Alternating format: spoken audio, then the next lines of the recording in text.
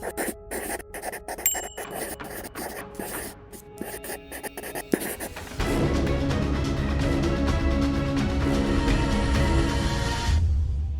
c'est Tatanixua et aujourd'hui on va parler d'une autrice éditée chez Livresque Éditions, j'ai nommé Mélodie Max. Je vais chroniquer son ouvrage Plume, un OS mêlant fantastique et romance. Je vais vous lire le résumé. Plume, sirène intrépide et peu loquace, se passionne depuis toujours pour le monde terrestre. Toutefois, suite à d'anciennes querelles, son peuple fuit les va-pieds autant que possible. Rien ne semble pourtant pouvoir la retenir. Plume souhaite en découvrir toujours plus sur cet univers inconnu qui l'attire sans cesse. Ses escapades la conduiront à faire des rencontres incroyables qui changeront sa vie de manière définitive. Malgré les difficultés qu'elle affrontera, parviendra-t-elle à trouver l'équilibre entre terre et océan ? Ça vous donne envie ? Et vous n'avez pas plongé avec moi dans ce fabuleux univers. Je me dessèche, oubliez pas de m'arroser. J'ai donc demandé la jeunette à l'autrice, il était une fois. L'idée d'écrire Plume lui est venue grâce à son forum d'écriture. Tous les mois, ils organisaient des appels à texte en interne et le thème choisi cette fois-là était une plume sur l'océan. Elle a assez vite eu l'image d'une sirène accentuée par une image trouvée sur internet. Aussitôt, elle a couché les premiers mots de Plume. C'était au départ très court comme récit, mais Maxime et sa jolie sirène ont décrété qu'ils avaient plus de choses à dire, alors elle les a laissés s'exprimer. Et elle a bien fait. Et dès à présent, ma chronique.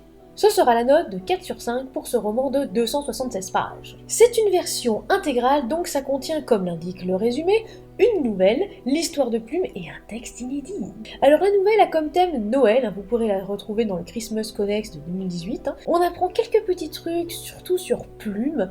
C'est avant sa rencontre avec Maxime, qui est à des milliers de kilomètres de là où elle est. L'histoire en elle-même, la romance de cet être fantastique avec Maxime, se fait dans Merveilles de l'océan. Une romance plutôt courte, même très courte, il faut quand même le dire. Et heureusement qu'il y a entre terre et océan juste après pour nous en apprendre plus, parce que sinon on reste un petit peu sur notre faim. Alors, la nouvelle tout d'abord, elle est bien dans le thème, Noël, elle est très courte, on découvre Plume, Nami, on parle de Poéma aussi également, et de Maxime uniquement à la fin, mais vraiment à la toute fin en fait, dans les quelques dernières lignes. Ça donne quand même envie de lire la suite, et parlons-en de la suite. Maxime vit une relation sans attache avec Lynn. Ils partent en vacances près de l'océan. Maxime est complètement phobique de cet océan et n'approche pas de l'eau jusqu'à entendre le chant particulièrement envoûtant d'une belle et magnifique sirène. Oui, je suis dans le thème. Il est dans un endroit paradisiaque et forcément les sirènes elles adorent les endroits paradisiaques. Il est complètement sous le charme.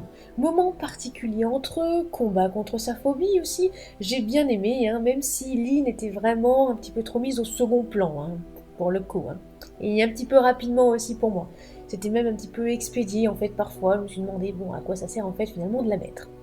Bon, ça m'a laissé quand même un petit peu sur ma faim, et c'est bien pour ça que j'ai entamé le dernier récit qui à mon sens signe l'évolution de l'univers et des prises de risques.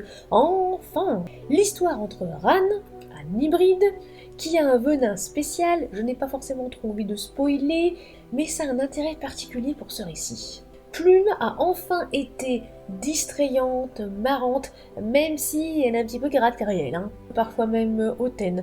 Mais tant mieux, comme ça au moins son personnage est complètement différent de Ran, on voit qu'elle a sa propre personnalité, Ran aussi d'ailleurs, ça change un petit peu de son histoire avec Maxime où je la trouvais un petit peu trop plate. Plume est donc bien plus développée, et ses deux tiges aussi. Je dirais rien, imaginez-vous ce que vous voulez. La fluidité est au rendez-vous, ainsi que les chapitres qui s'enchaînent à une vitesse incroyable, alors là je dis oui. Amateurs et amatrices de romance seront ravis, il n'y a pas de scène olé olé, mais une bonne complicité, une aventure sur un volcan, un espoir qui revit des années après, mais au fait où est Maxime me diriez-vous ? Vous lirez et vous comprendrez, parce que pour l'instant je ne parle que de Ran et de Plume, mais j'ai dit que je ne vous spoilerai pas. Le personnage de Plume est vraiment hyper attachant, surtout vraiment dans la seconde partie de l'histoire. Elle est au début un petit peu blessée, ce qui peut se comprendre, surtout quand on voit comment s'est terminée son histoire avec Maxime. Ok, pas trop spoil, mais bon, vacances, les amours. Et dans les premiers récits, on n'avait pas forcément beaucoup de détails sur elle. Là, dans le dernier, on a enfin son personnage qui explose, et c'est ce qui me manquait en fait. On a une profondeur enfin qui ressort, c'est magique, c'est juste fantastique. J'ai juste regretté le manque de scènes dans son monde des sirènes, j'ai trouvé qu'on aurait pu encore plus le développer. C'est quand même incroyable ce qu'elles font, sont quand même des magiciennes de Coran, si je puis dire, et j'adore leur façon de se nourrir. Oui, on sait comment se nourrissent les sirènes. Et je peux vous dire que c'est pas forcément très génial. Passons dès à présent à mes passages préférés. Oh oui, il y en a.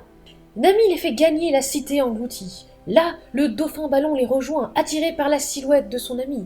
Sur sa nageoire dorsale, des algues multicolores ont été enroulées. Elle flotte dans son sillage comme une nuée de guirlandes chatoyantes. Ah oui, j'apprécie beaucoup ce passage. Bien écrit, je m'imagine très bien la scène, c'est parfait. Page 46. Vous parlez ma langue? Je m'appelle Maxime. Et vous? Plume, lâcha-t-elle enfin, en réponse à ma supplique silencieuse.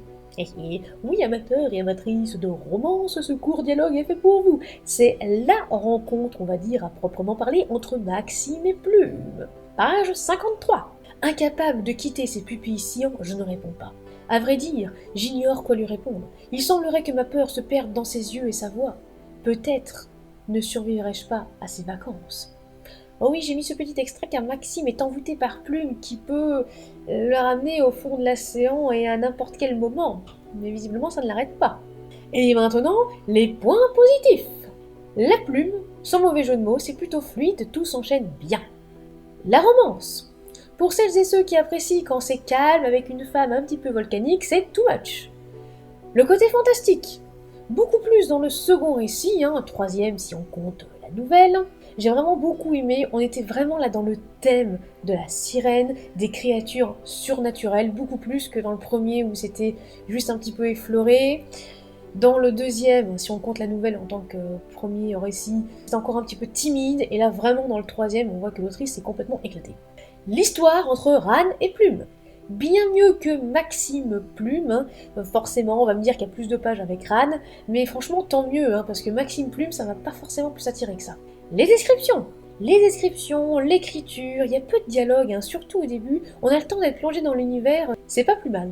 La version intégrale. C'est vrai que les trois textes s'accordent bien et ça fait une longueur plutôt correcte, c'est pas non plus rassasiage à fond, mais c'est vraiment pas mal comme ça. En plus, on a une nouvelle sur le thème de Noël, avant on va dire limite un préquel en fait au récit, puis après le premier récit, l'histoire entre Maxime et Plume, et après Ran Plume. Mais il y a aussi des points négatifs. J'aurais aimé en avoir plus, en savoir plus sur ce monde aquatique et fantastique des sirènes. Plus de moments, plus de scènes en fait. Je suis un petit peu restée sur ma faim quand même avec ça. Et la romance Maxime Plume, comme je l'ai dit précédemment, ça ne m'a pas plus transporté que ça. Simple amour de vacances, mais bon, c'était un petit peu fait pour. Sans vous spoiler. En résumé, c'est une romance douce avec une sirène au caractère bien trempé qui devra faire un choix. Terre ou océan. Voilà, c'était la chronique de Plume de Mélodie Smack. N'hésitez pas à vous abonner, à lâcher un like pour la magnifique sirène que je suis, ou un commentaire, et en attendant de rejoindre l'océan avec moi et d'y plonger à corps perdu, soignez votre plume.